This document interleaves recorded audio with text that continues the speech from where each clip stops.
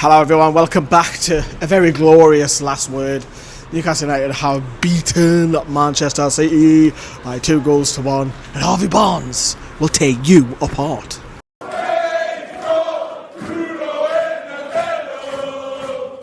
Hello everyone, welcome back to St James's Park car park. I'm currently editing on my mobile, which I hate doing, the match reaction, so if you haven't seen that, go back and have a little look. My voice is a bit croaky, but obviously I'm in high spirits because Newcastle United came away with 3 points and a much needed win regardless of the opposition. So let's go all the way back. We're going to do the lineups, the match we'll have from Eddie Howe, and then we'll talk a little bit about going on to Marseille, which obviously we're going to be down there for you. So team news for you then. Sven Botman was dropped, in come Fabian Schar. I felt that was right. I think Botman's been pretty poor the last couple of away games in particular. Nick Pope kept his place despite his concussion, and many fans calling for Ramsdale to get a chance. Kieran Trippier was out with a minor groin injury, so we'll have to wait and see. Probably he's not going to make Tuesday for Marseille. The usual midfield three, Barnes on the left, no Anthony Gordon, he has that hip injury, and to be honest with you, even if Gordon is ready for Tuesday, I think it wouldn't do the team any harm if Anthony Gordon just sat on the bench, because I think his form is questionable as well. On the right you had Murphy and Nick Woltemade. Obviously we're still waiting for Vissa to make his debut, which looks like it's going to be delayed even further. Manchester City have a plethora, big wordly, of stars of course, and obviously they're in great form, or they were, shall I say, because past tense. And Newcastle obviously have won 2-1, we'll talk about that now, and that's the team news. I want to know from yous, are you happy with that? Because I was happy to see Fabian Schar back in the lineup. I think he just brings that experience, and he's also a ball playing centre back where he can bring the ball out into attack, which other two defenders don't really do. So he's like when he comes forward, he's like the creativity of a midfielder. He does have that in his locker. But we're still waiting for players to come and get the cars and what have you. Some of the coaching team, well, the stewards take the cars back in, to be honest with you, but the coaching team you might see one or two go past.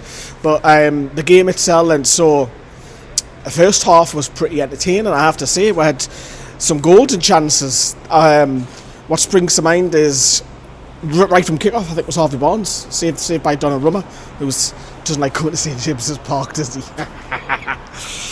Back to the. Sorry, I'm getting put off by people doing that on the road. The Chances League, get your heat back into the game, right? So obviously Nick Woltemade is racing through one goal, and normally I would say he has to do better, but I haven't seen any replays back. But that's a class save by Donnarumma. Fair play, class save, unbelievable. But the one that I've got a slight issue with, I think it's Murphy crosses low, and Harvey Barnes, how's he not put that away?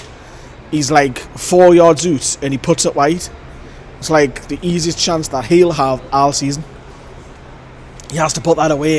I think we're lucky that he came up with the match winner later, and fair play to him, because we're not talking about that miss anymore. Obviously going on to Man City on the other hand, look, I didn't think particularly I was scared by Man City in that first half. Yes, they had a bit of the ball and what have you moved around, but it wasn't for quite a long while until Nick Pope was tested when Haaland got free. And Nick Pope, he's kind of like shoulders it a little bit, doesn't he? And then Foden had a chance which went just wide just before half time. But I thought Malik Chow in particular handled Haaland really well, in particular at first half. Chow's my man of the match. You might have already seen, spoiler alert if you haven't seen the match reaction, Malik Chow was class tonight. Absolute class, and he's obviously just got himself back in to the German squad. He now needs to become a regular for them with the World Cup on the horizon. But look, where we're half-time came, and it's literally a case of, right, how are them? Because most people around us were saying like they'll take the draw, because I think what I was asking of the lads today is a performance, and I think at first half I thought that was pretty even, to be honest with you. I didn't think Newcastle looked second best on that in that first half. I really didn't.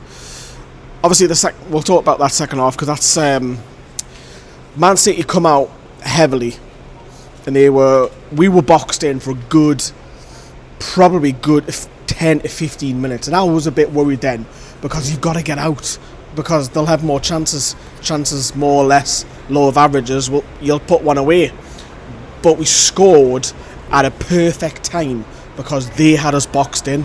We just couldn't get out, and we got the other end, and Harvey Barnes, great finish I have to say, brilliant finish to put Newcastle 1-0 up. It was a perfect time to score, and you might say it's against the run of play, probably, but we were 1-0 up and it was absolutely class. Brilliant, right? But we conceded not long after. Man City, just the mental state is attack, and we didn't clear the corner, and it's ricocheting. I think it's Ruben Dias, and I think I might be wrong. It might go through someone's legs. It might have been Fabian Schar. Again, I don't have the benefit of replays, but it's 1-1. I think conceded so early, so quick. Would you still take the draw at that point? Most fans probably would, me included. I'm not gonna lie to you. And could we go on and get that second? And there was obviously the VAR check for Harvey Barnes. We did get that second. The corner comes in, and it's I think Bruno heads it off the bar, and it comes out, and it's a bit of a scramble, and Barnes kind of like prods it in to put we're 2-1 up. We're celebrating. People are going nuts. Fans are going nuts because it's rare that we score goals this season, despite Nick Woltemade scoring goals for us. The rest of the team aren't really chipping in until they need Harvey Barnes, and he's got his critics. He's got critics on this channel as well. I like Harvey Barnes, not from me by the way. I like Harvey Barnes. So Harvey Barnes put 2-1 up after a VAR check. It took a while for that to happen, and we got the goal. I think they were looking at offside for Bruno. I might be wrong, but it was given, and then he just the pressure's gonna come. I think Eddie Howe switched it. He made a couple of changes. Botman came on, and Murphy went left wing back. I thought it would have been the other way around. I thought Livramento would have went left wing back and Murphy right wing back, but he didn't. He went Murphy left wing back instead, and we were so boxed in. It was like, get out, just get out, run at the corner. As the minutes were ticking down. I do want to come back to the full backs after we've heard from Eddie Howe, by the way, because I have forgotten to mention them in the lineup.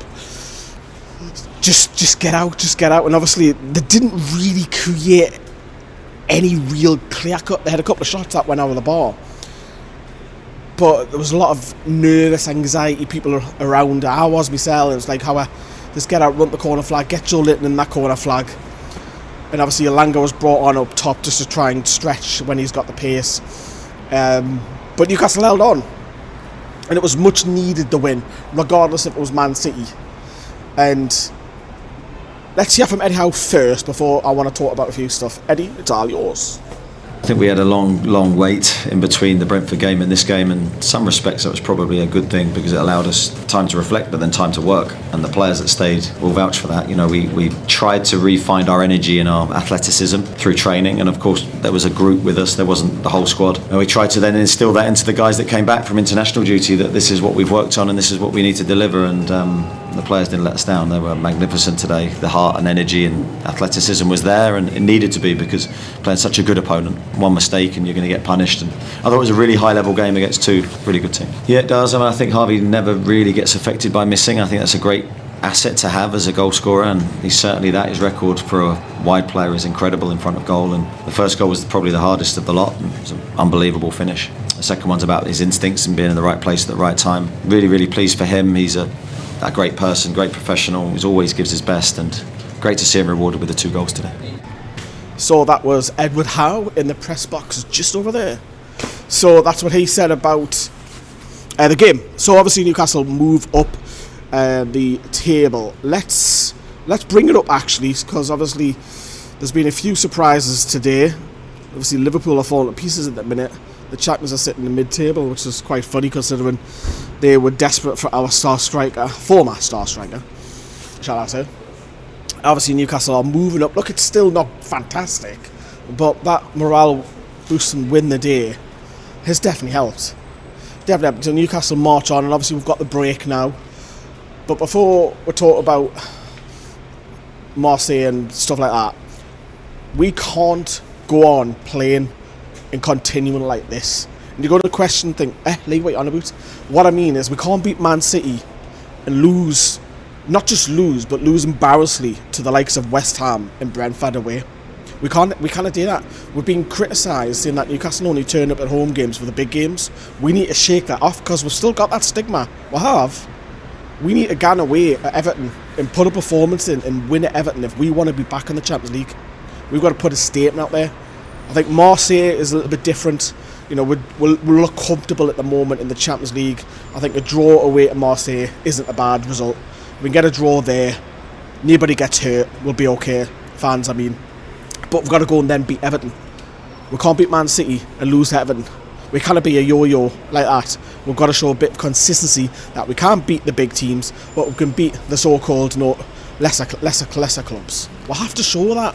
We'll have to show that mentality that we are one of the elite clubs, that if we want to be in Europe every season, we have to start doing that.